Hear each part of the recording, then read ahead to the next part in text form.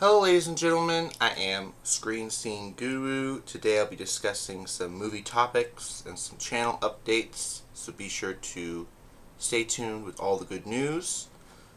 Going into this, I have got a bit of notes real quick to go into.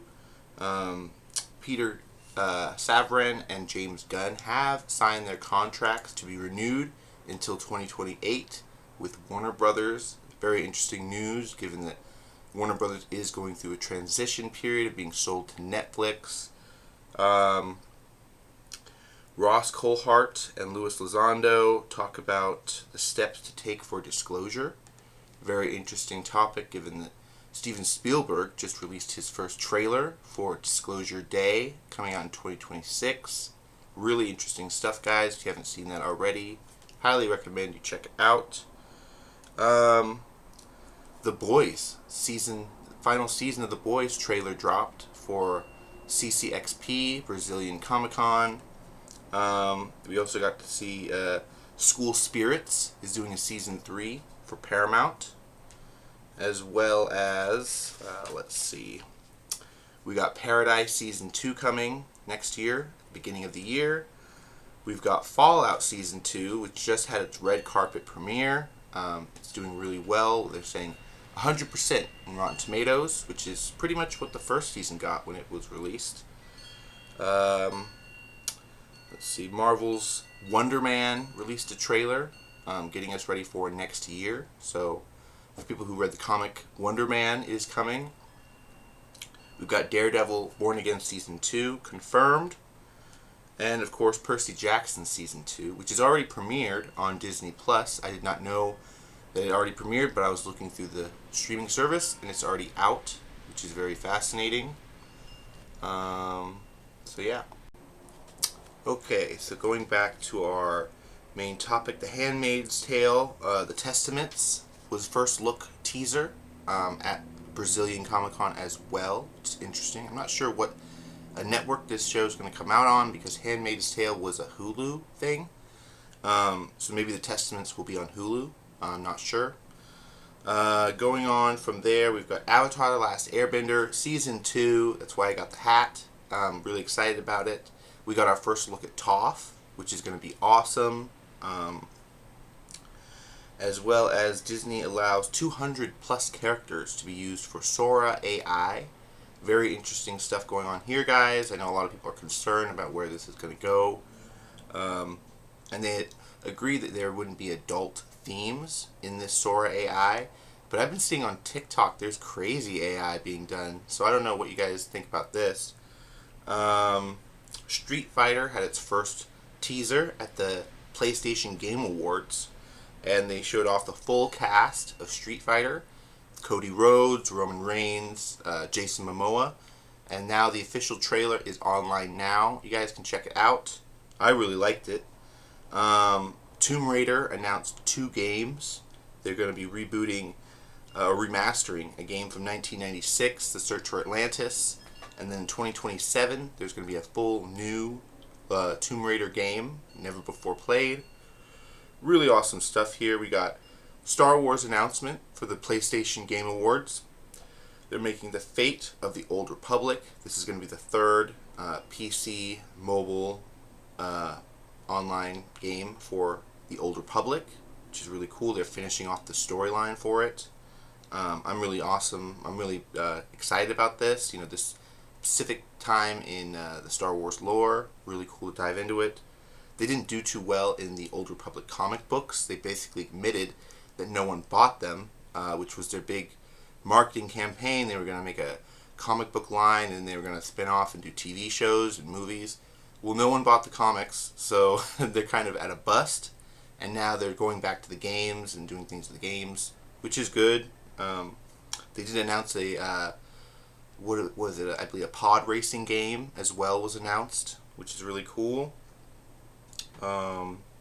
Super Mario's Galaxy released a new clip of Luigi fighting Bowser Jr. and it looked really good. Luigi gave him the knee, which was like a raw move. Very interesting.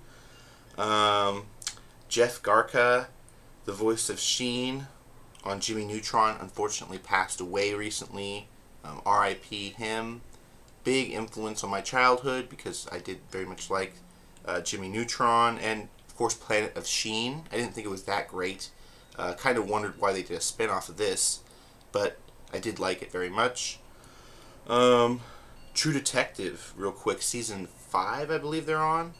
Have just confirmed Nicolas Cage. We knew about that, him being the lead.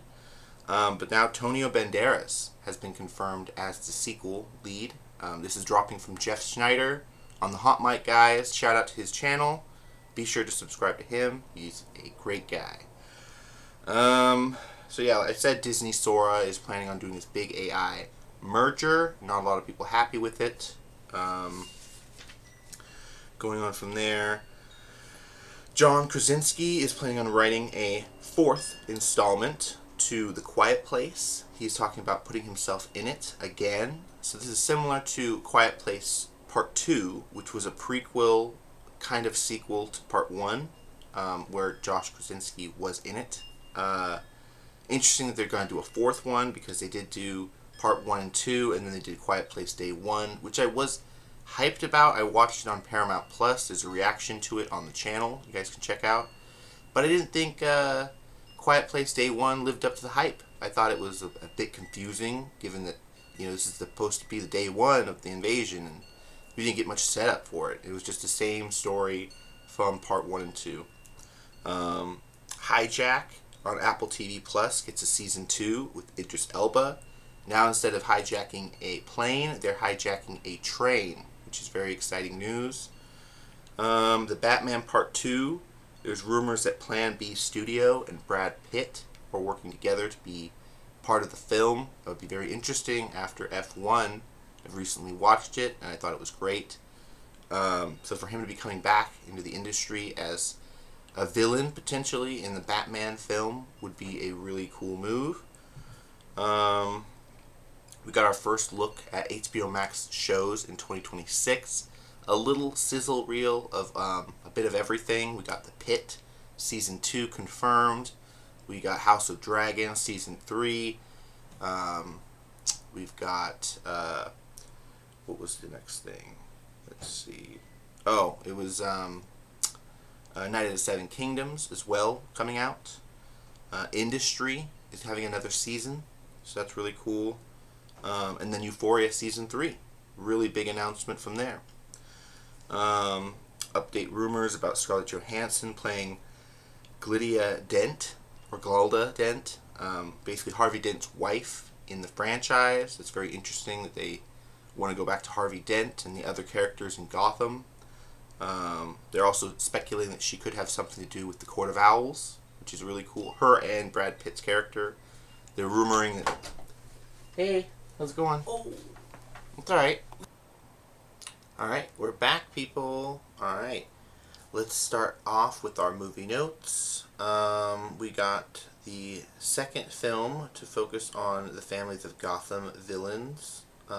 Really interesting stuff here for the Batman Part 2. Sounding like it's going to be the Harvey Dents. Kind of move this a little bit. There you go. Another big cool reveal. Emma Mackey is playing the Witch of the Winter in Narnia, the Greta Gerwig films. She's got a film out right now called Something McKay, which I'm hearing is doing alright in the box office.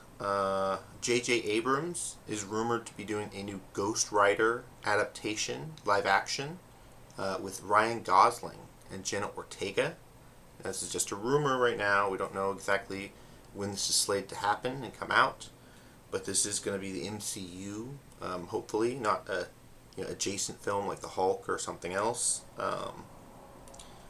We also got itwelcometoderry had its season finale, season 1 finale for episode 7, I believe, or 8. I think 8 was the finale. 7 was the ultimate episode, where a lot of things happened. They had the burn down of the military base saloon. A lot of people were crying because of Richie, who died, saving Margaret.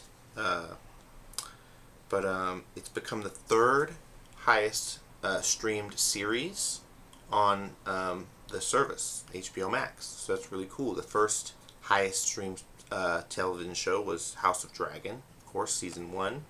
And then, of course, the second most viewed was Last of Us, season 1. And then, of course, those numbers continued to chart with the sequels of those series. Given that they just released this sizzle reel for all the new shows. Really good stuff. Both Taylor Sheridan shows on Landman and Tulsa King are trending on Paramount Plus, so that's really cool for them. I'm sure they're going to be hurting for content coming out in the next few years when his contract deal goes out. They talked about cannabis stocks have rose because they believe that the new president, current sitting president, is going to potentially lessen the restrictions on cannabis. He might go into making it a defederalized item and make it more like prescription drugs. So that's really cool for multiple states. I believe it's only 13 states that are allowed to sell it currently, but that might change in the near future. I want to talk about Animal Farm. The trailer for the movie looked very interesting. It's Angel Studios coming out with this movie 2026, based on the very controversial book. Cautionary tale, of course, about animals rising up against the farmer and then deciding animals have rights. And then the pigs, who were the first to speak amongst animals, chose to dress as humans, and they made deals with humans, and they were kind of looked at as the communist threat or the Nazi pigs, which is ridiculous, I think. But interesting they're making that a movie, animated movie with Seth Rogen and his team, from Sausage Party are doing it, which is very interesting stuff. Most digital films don't come with any special features or any kind of sizzle reel or anything like that, so there is a portion of films that are bought digitally and watched, but not a lot that come with behind the scenes stuff. That's why physical media is still such a big deal.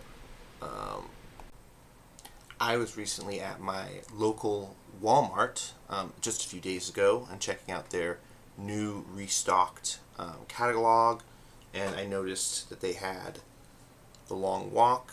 I've been wanting to see this for a long time. I haven't popped it in the DVD player yet. My Xbox One that I mostly watch things on, but I'm glad to see comes with special features, Ever Onward, The Making of the Long Walk, multi-part documentary, and theatrical trailers. And this is going to be pretty good. It's got 1080p high definition. Want to go into, let's see, who directed this? Can you say on the cover? Nope, I'm not seeing who. Lionsgate Film, Virgo Entertainment. Let's see, kind of towards the bottom. Casted. Let's see. Joe Willems.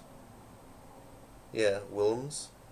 Never heard of him, but interesting that he adapted this Bachman book, which a lot of people found out after the fact. Bachman is actually a pseudonym for Stephen King, and many of the actors that were in it were nominated for, Best Picture, stuff like that. So that's really cool that I picked that up recently for physical media.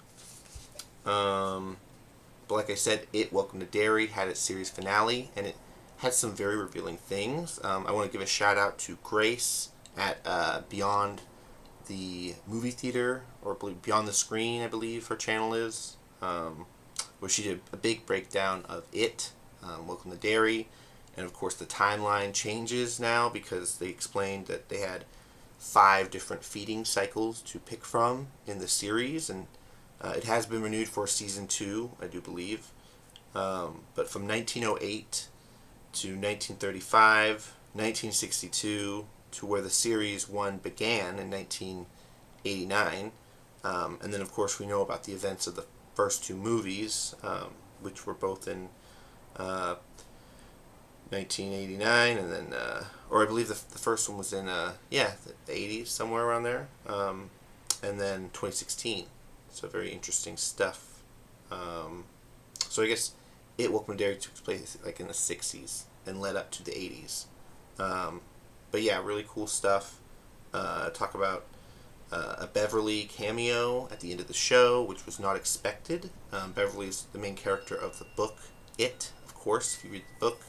It's very controversial with the stuff they do in that, of course.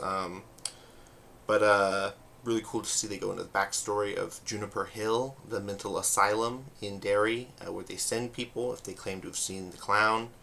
And of course, everyone running the asylum is It also. But we see a very controversial Beverly's mom hanging herself, which we knew she had a tragic backstory if you read the book. But they never explained in the first movie where Beverly's mom is. You just thought she ran off or something happened to her. But they show in the show that she hung herself. So that's very interesting. And that she met Mrs. Kirsch much more earlier than before Chapter 2, which we thought that was the first time she met her. And they really go back into Miss Kirsch's backstory, where she is basically the daughter of It. Yeah, really cool stuff with Periwinkle. So I highly recommend you guys check it out on Max. Dick Howard had a really cool psychic battle with It in the show, and they left it open-ended. He did survive. He said he's going to work for a hotel in England, so hopefully he'll do a psychic medium, Shining, prequel to Shining series, which would be really cool. I did like Dr. Sleep. I thought that was pretty good. So I would like very much for them to do other projects like that. Yeah, so that's really cool. Hunger Games rumor, real quick, that Sunrise on the Reaping will have Jennifer Lawrence and Josh Hutcherson return for cameos in the film. I'm wondering if this is going to work out. I'm not sure. Let me know in the comments what you guys think. The Disclosure Day trailer is out, like I said earlier in the video. I've watched it a couple times. There's now, I guess, a link to a website where they're explaining the clicks. The clicks are a certain way of translating, I guess, and you can understand what they're saying, so that's really cool. Godzilla vs. Kong Supernova leak recently in the last few days that they said the main villain for this film will be Space Godzilla with the crystals on its back, which is really awesome to hear. I mean, they basically did that in the last Godzilla, where they made him pink. Very provocative stuff. Watch that last one. I believe it was, oh gosh, what was it called? Godzilla Kong Rise of an Empire, or something like that. I think that's what it was called. True villain for Godzilla is Space Godzilla. So that's the breaking scoop for you guys. Netflix CEO Ted Sarandos was saying that after acquiring Warner Brothers, they will still allow Warner Brothers films to be released theatrically. Are we certain he's going to keep that promise? We're not sure.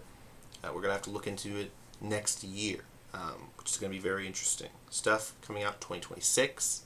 I'm really hoping that, the channel is going to grow and get a lot more subscribers. There is a new leak I recently heard from Chris at 3C Films. You guys should subscribe to his channel as well, because he's a great guy. Spider-Man 4, which is Brand New Day, had leaked its trailer just over the last few days. We weren't sure if it was real or not. And then, of course, now it's been confirmed, because the Scooper, his leaked video has been taken down by Sony Entertainment. That it was basically Peter Parker, Spider-Man, narrating a part of the film. I'm giving a bit of a backstory from the last film that he had to make people forget, breaking the fourth wall a bit, like Deadpool. It's very interesting. And then, of course, they discuss the cover shots, which are basically iconic shots from the comics where he's facing off against villains like Boomerang, Tombstone, which is very interesting. They're focusing on that villain, which is from, I believe, Across the Spider-Verse, which they're doing another one beyond the Spider-Verse. They said he's going to be taking on the Hand, which are villains from Daredevil, but Daredevil isn't going to be in this film, so that's very interesting as well. But yeah, what do you guys think of all the weird stuff going on with Spider-Man 4? Real quick, I do want to go into my book notes real quick. I've made it to chapter 18 of Dark Force Rising. We finally got back with Mara Jade, which is kind of interesting that they are discussing her story now, because we've gone through most of the book without her being in it. I think she was in a little bit of the first 2 chapters, but then her and Karad, their group of smugglers, disappeared. They were being hunted by the Empire. Now she showed up to make a deal with Thrawn, basically so that bounty would be dropped.